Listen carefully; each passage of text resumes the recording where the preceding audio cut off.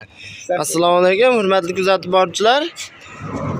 O'zimiz mashinaga pult ustanovka qilganmiz.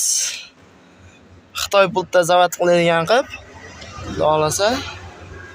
Mana. Apatsos tortuvli. Bitta otish bosiladigan bo'lsa o'chadi. O'chdi, xudo xolasa. Keyin buni pultini hech kim topa olmaydigan qilganmiz, do'stlar. Pultni joyini ko'ryapsizlar. Keyin bunga start stop ham ustanovka qilganmiz.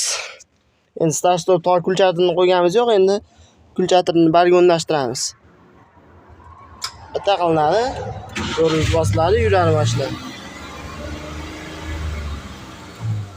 O'chadi qo'yib yuborsak.